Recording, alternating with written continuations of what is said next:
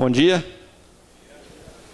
Bom, antes de mais nada, é um prazer muito grande estar aqui em Goiânia. Gostaria de agradecer o convite da FEICORT.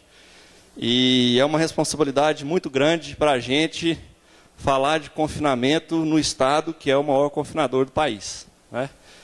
Então é um desafio muito grande, uma responsabilidade grande, mas a gente está aqui com o objetivo de trazer alguma coisa para a gente pensar melhor um pouco sobre o nosso negócio, que é o confinamento, né? Bom, então vamos lá. O Danilo já me ajudou, ele já falou 70% do que eu ia falar aqui, então eu acho que o trabalho ficou muito mais fácil para a gente. Bom, gente, quando a gente fala de confinamento, existem dois confinamentos com características bem diferentes. Se eu tenho um confinamento como negócio, somente o confinamento, se eu tomar um prejuízo de 1 centavo por arroba, por 1 centavo por arroba, eu estou liquidado. Por quê? Porque o meu negócio é só o confinamento.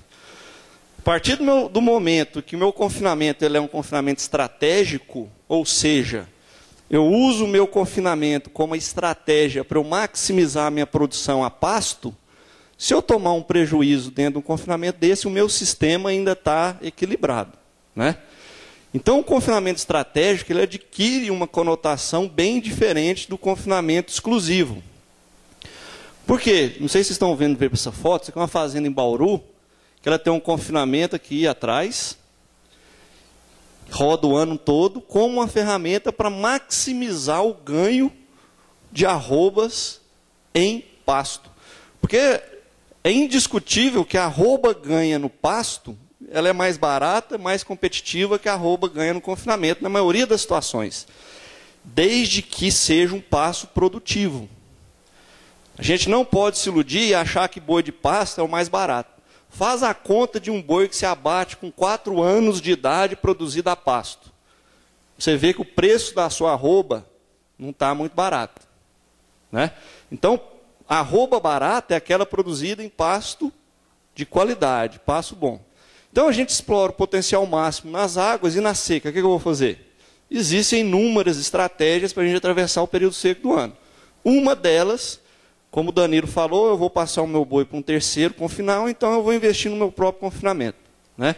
Então, eu ganho muito eficiência técnica do meu sistema de produção. Bom, gente, uma coisa é a seguinte, essa palestra, eu já dei essa palestra em Cuiabá, em Salvador, eu acho que eu enjoei dela. Aí hoje de manhã eu acordei e falei, não, vou mudar. Então eu mudei minha palestra nas últimas 2 horas. Não sei se vai ficar melhor ou pior do que estava, mas vamos lá. Bom, gente, um exemplo que os americanos podem nos passar é como avaliar técnica e economicamente um confinamento, né? Os confinamentos americanos, no final do exercício, eles fazem o que eles chamam de close-out, quer dizer, uma análise geral do que foi o confinamento. Então a tabela está pequena, vocês não vão conseguir observar, mas aqui eu tenho todos os dados produtivos possíveis de serem mensurados.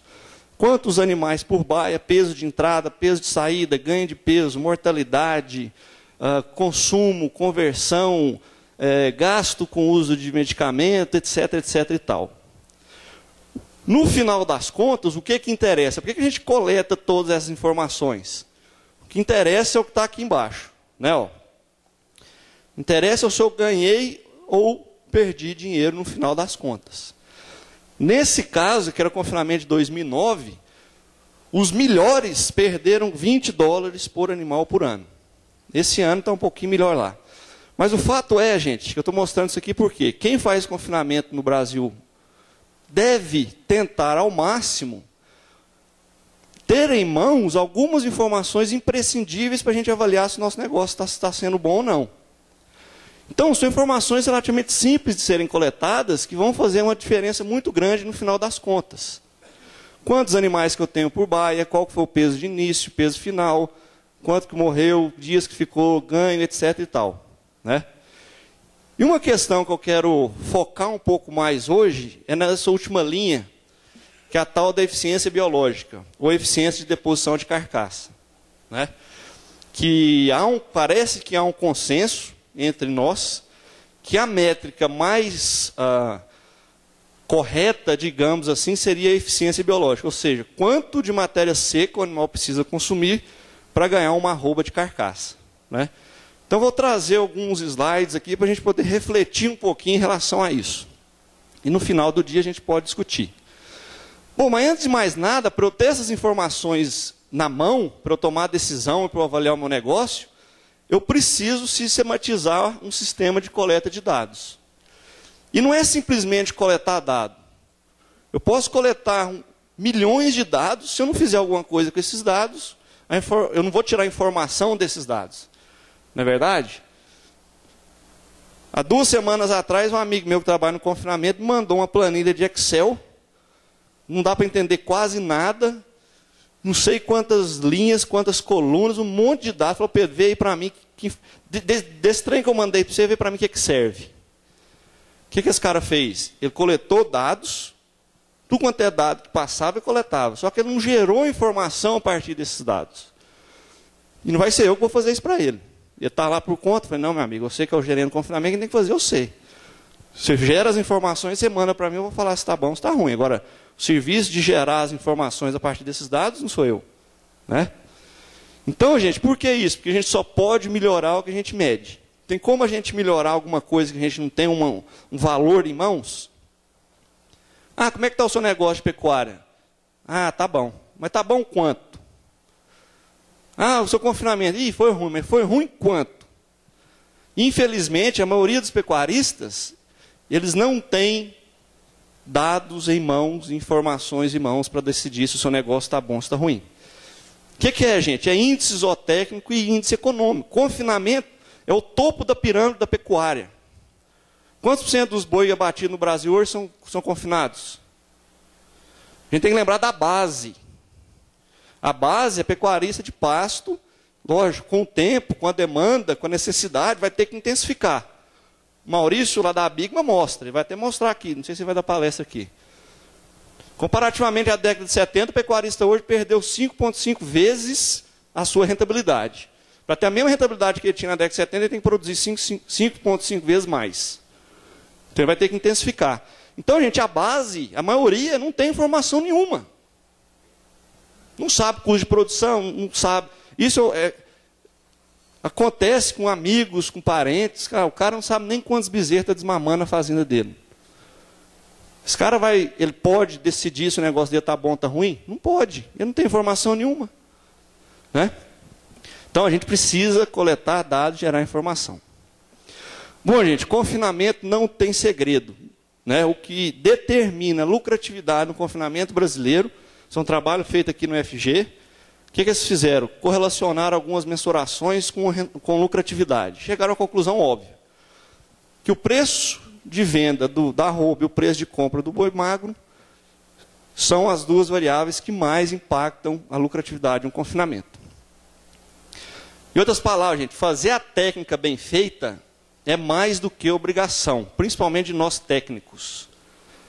Então, o confinador ele tem que exigir do cara que está atendendo ele que a parte técnica tem que estar rodando em cima. Por quê? Porque a técnica ela interfere pouco no lucro, então ela tem que estar em cima, rodando. Agora, se a gente tirar esses fatores de ordem econômica, que é compra e venda, aí o que mais vai impactar é o consumo de matéria seca.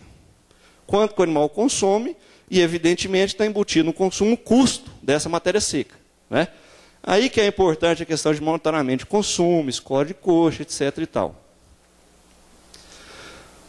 Bom, gente, das variáveis econômicas, não sei se o Eduardo mostrou isso aqui é um trabalho feito nos Estados Unidos que mostra claramente o seguinte, que a conversão alimentar é a medida que mais se correlaciona com o retorno do confinamento.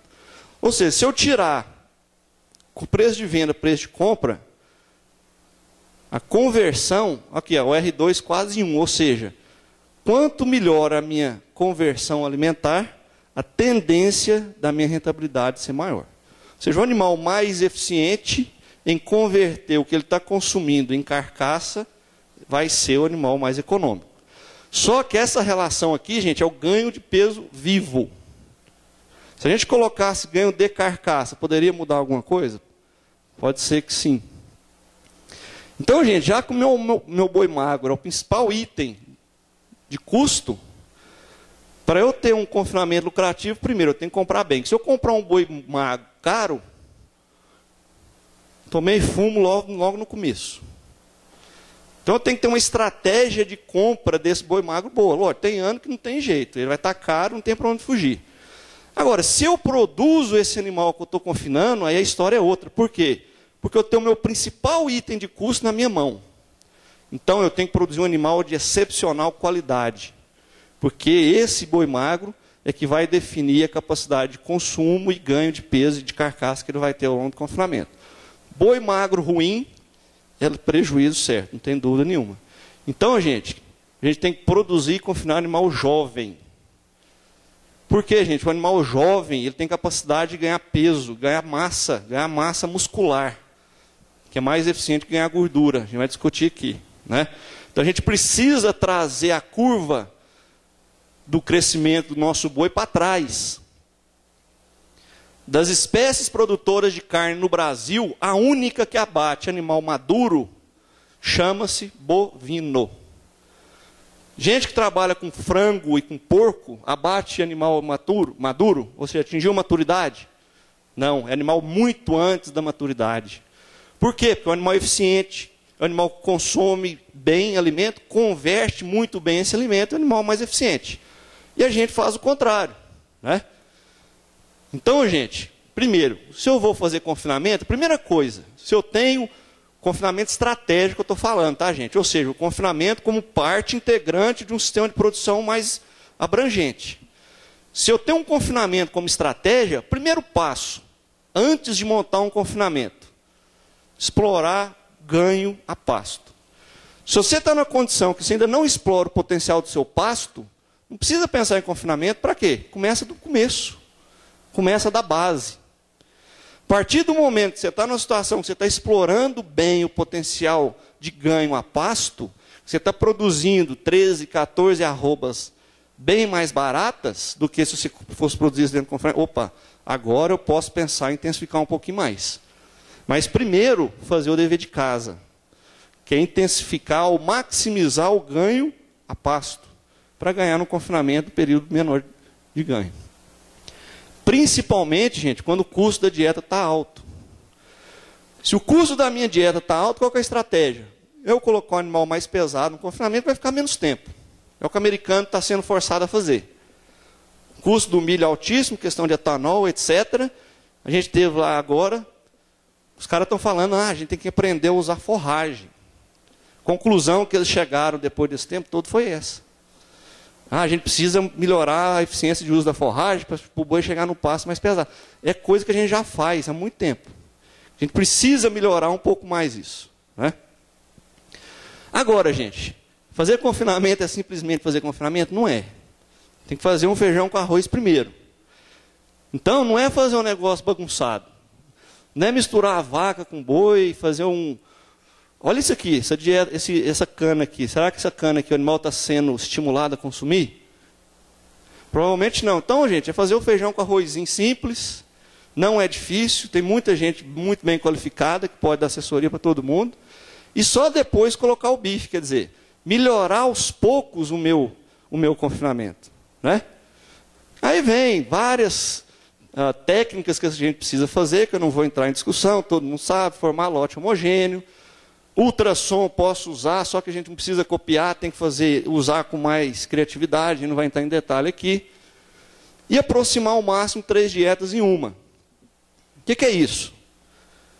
É pegar a dieta que eu formulei, fazer com que ela seja bem misturada e bem distribuída, e que o animal consuma aquela dieta que eu formulei. Tem muito confinamento que faz 3 dietas em uma só. Formula uma, mistura outra, e o animal está consumindo outra. Eu tenho que tentar aproximar ao máximo essas 3 de uma. Por quê? O animal tem que estar consumindo aquela que eu formulei, não é? Porque senão não vai atender a exigência dele, vai estar consumindo nutriente a mais ou a menos. Aí entra manejo de coxo, qualidade de mistura, etc, etc. Que é tanto de coisa que a gente já sabe. Manejo de coxo, score de fezes. Não vou ficar batendo, chovendo molhado, isso aqui é coisa que todo mundo sabe. Bom, gente, então o recado é trazer a curva do boi que a gente está confinando aqui, ó, para cá. que é explorar a fase de crescimento mais eficiente. À medida que o animal vai ficando velho, isso é biologia, não tem como mudar. Acontece até com a gente. Por que a gente vai ficando gordo com o tempo? Porque sua capacidade de depositar músculo diminui, aí aumenta a capacidade de depositar gordura. Então, gente, a eficiência alimentar ela é muito melhor no animal mais jovem. Então, a gente precisa trazer a curva do boi maduro para cá. Ó. A gente precisa reduzir a idade ao abate. A gente já melhorou, mas tem muito ainda que melhorar. Então, é sair de uma condição dessa para uma condição dessa. Qualidade de carne. Você acha que a carne desse boi é a mesma desse? Nunca, jamais. Você acha que a arroba produzida por esse boi, quantos anos vocês acham que tem esse boi aqui? Será que ele tem 3 anos? Tem mais, não tem? Será que a arroba produzida por esse boi é mais barata ou mais cara que a produzida com esse? Provavelmente esse aqui vai ser mais barato, né? Então, gente, a gente precisa trazer essa curva para baixo. Animal mais jovem é mais eficiente para depositar proteína. Tem exigência de mantença mais baixa, etc. Ó, isso aqui é dado real obtido com o animal Nelore, tá? Trabalho que a gente fez em Viçosa. Para o animal depositar 1 grama de tecido magro, ele precisa consumir 17 megajoules, quilojoules de energia metabolizável. Para depositar a mesma quantidade de tecido adiposo, ele precisa de 2,5 vezes a quantidade de energia que ele precisaria. Então a gente precisa balancear em que momento o meu animal pode ficar no confinamento para que ele seja ainda lucrativo. Isso leva em consideração, sem dúvida nenhuma, a composição do ganho. Quanto que ele vai ter de gordura no corpo? Por quê? Porque depositar a gordura é menos eficiente. Isso não quer dizer que ele pode ficar mais tempo no confinamento, como o Danilo mostrou. Então, gente, a gente precisa conhecer melhor o principal item da receita do nosso negócio. Qual que é o principal item da receita de com quem trabalha com pecuária? Arroba de carcaça. Não é isso? Por quê, gente? O que define o valor de uma carcaça no Brasil, infelizmente, ainda é só peso. Por que eu falo infelizmente? Porque não há sistema de classificação e tipificação no Brasil nenhum. Zero. Então, o que determina o valor é peso. Tem algumas iniciativas para pagar por espessura de gordura, animal mais jovem, marmoreio, mas na média, no geral, vamos falar a realidade do Brasil, no geral, é peso de carcaça. Né? Então a gente precisa entender como que essa carcaça cresce. Então a gente precisa definir qual que é o ponto de abate para bater meu animal. Como é que eu defino o ponto de abate? Eu olhando para o boi e falar, não, esse aqui está bem acabado, está na hora de ir embora. Não, esse aqui ainda não está bom não, ficar mais 30 dias. Gente, a gente precisa ser mais sistemático e não simplesmente ir no achismo. Então, muita gente define momento de tirar animal do coxo com base no desempenho. Não, se o animal ficar muito tempo, o ganho de peso dele cai. Lógico que cai. Só que a gente tem que lembrar o seguinte, gente. Ganho médio diário de peso vivo é uma medida simples de ser tomada, fácil, só que ela está contaminada com um monte de erro. Principalmente devido a enchimento. Né? E um trabalho feito ano passado, por esse pesquisador dos Estados Unidos, mostrou o seguinte, que 200 gramas do ganho de peso, na média, é enchimento. Então você pode estar comparando um animal que ganhou 1,4 kg com que ganhou 1,2 kg, que na verdade tiveram o mesmo ganho. O que mudou é que um teve um enchimento maior do que o outro. Bom, o que acontece no confinamento? Isso é um trabalho feito pelo pessoal da APTA lá de Colina. Então eles começaram com o animal já relativamente pesado, né, 450, e levaram até 580. Bom, gente, primeira coisa, o consumo ele vai diminuindo em função do peso vivo. Isso é normal, acontece. À medida que o animal vai ficando mais pesado, vai depositando mais gordura, sua capacidade de consumo em relação ao peso vivo diminui. O ganho médio diário, que é essa curva aqui, ó, teve um efeito que a gente chama de quadrático. Porque ele melhorou, aumentou um pouquinho aqui, depois caiu. Também é normal, né? Lógico, se o consumo de matéria seca, que é esse aqui, ó, consumo absoluto, aumenta. O animal come mais. Então, se o consumo aumentou, o ganho de peso dele vai diminuindo, a conversão alimentar dele vai piorando. Isso é novidade? Não, nenhuma. Todo mundo sabe que ao longo do confinamento, o consumo absoluto ele aumenta, atinge um platô, depois pode até cair, o ganho vai diminuindo, consequentemente a conversão aumenta.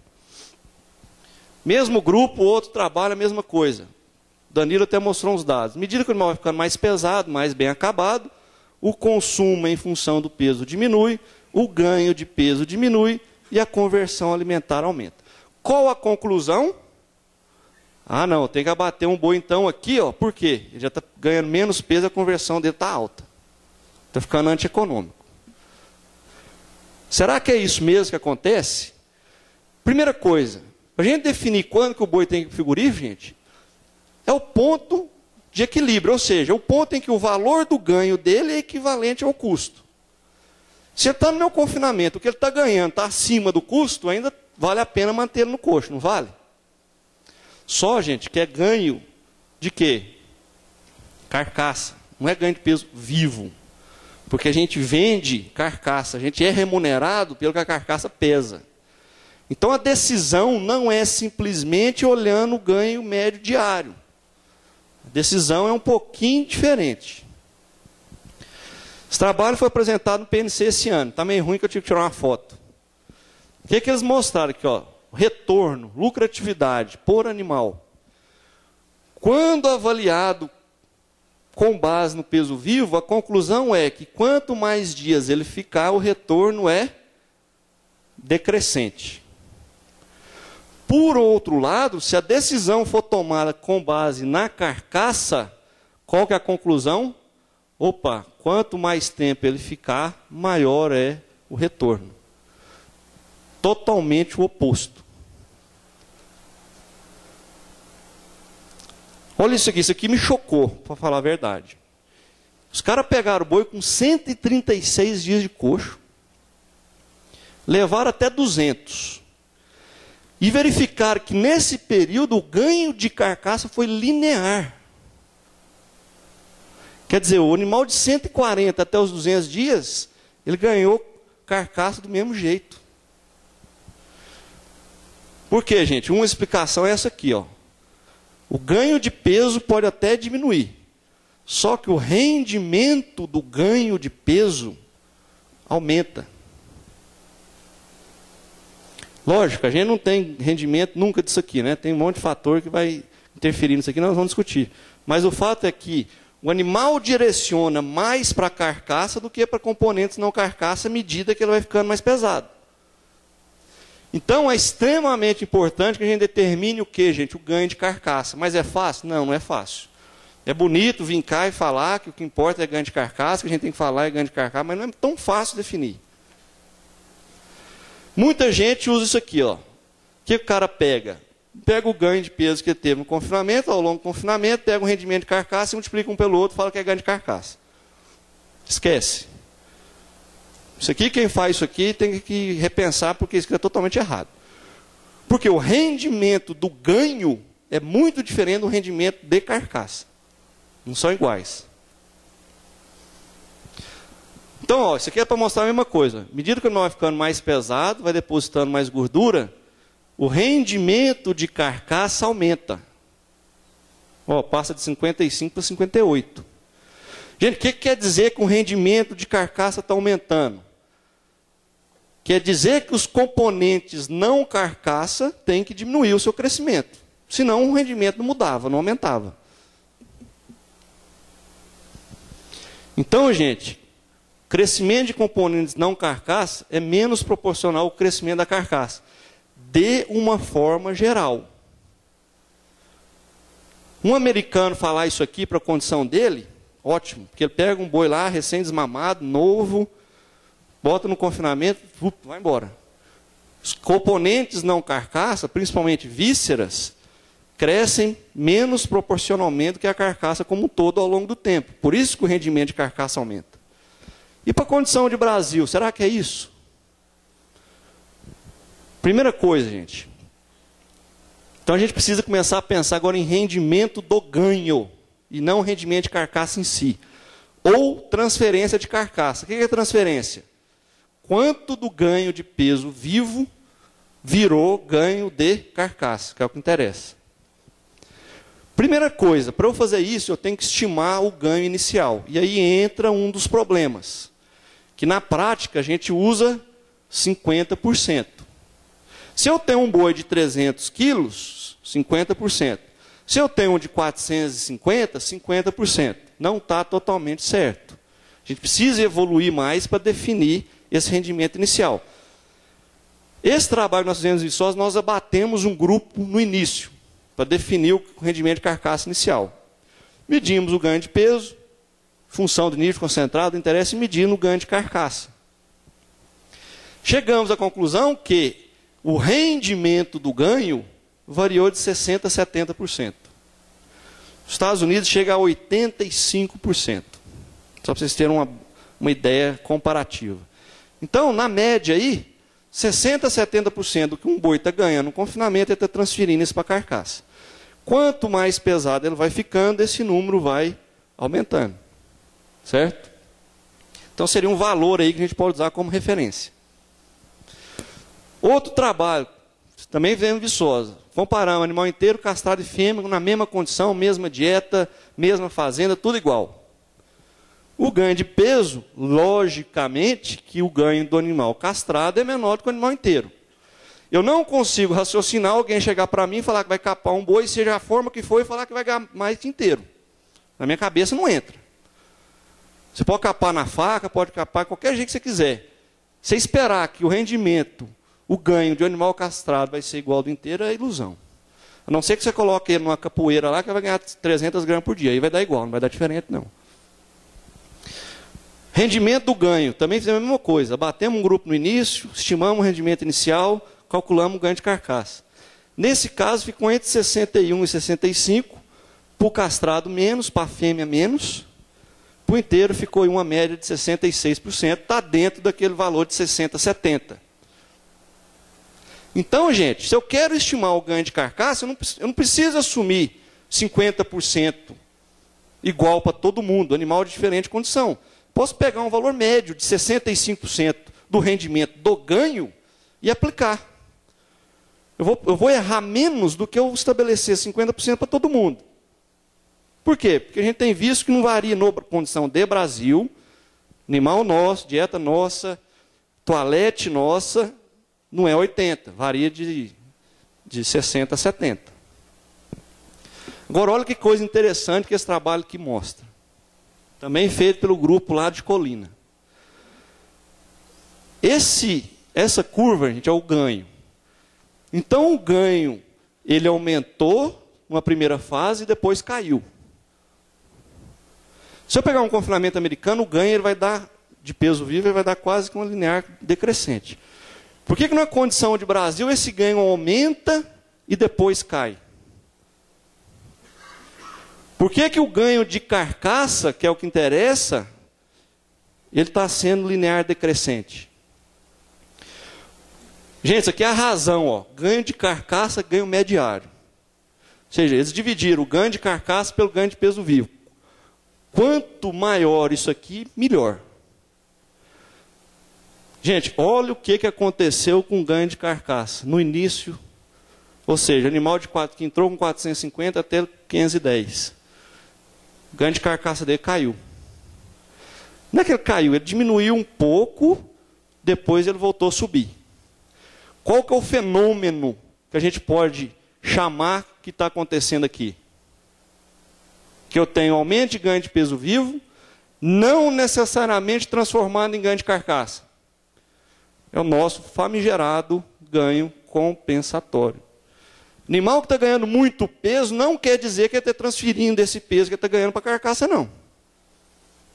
Esse trabalho deixa claro. Ele está ganhando peso, só que ele não está transferindo para cá. Chegou num ponto, opa, aqui sim ele começou a transferir o ganho de peso dele para ganho de carcaça. Então, o ganho compensatório que a gente tem no nosso confinamento muda bastante a forma de avaliar.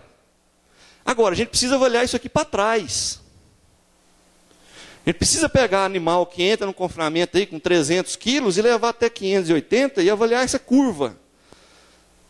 E aí que a gente precisa da interação da indústria com a pesquisa. Porque esse trabalho aqui foi feito abatendo 8 bois por fase. O americano faz esse trabalho aqui abatendo 6 baias de 200 bois por fase. É outro nível. Será que a nossa indústria de confinamento já não está num ponto que a gente precisa fazer isso aqui com mais carinho? A pesquisa está aí à disposição.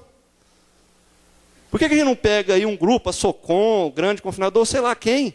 Vamos fazer um negócio bem feito, com um número grande de animais, para a gente ter dados palpáveis na mão. Porque aí, meu amigo, eu consigo modular o crescimento do animal, eu consigo definir exatamente, opa, aqui que é o ponto, ali que é o ponto. Enquanto a gente não tiver isso na mão, eu vou falar uma coisa, fulano vai falar outra, ciclano vai falar outra, a gente não vai chegar em consenso. Bom, gente, só para terminar, pedir para falar um pouquinho de beta-agonista, né, que está para chegar no Brasil.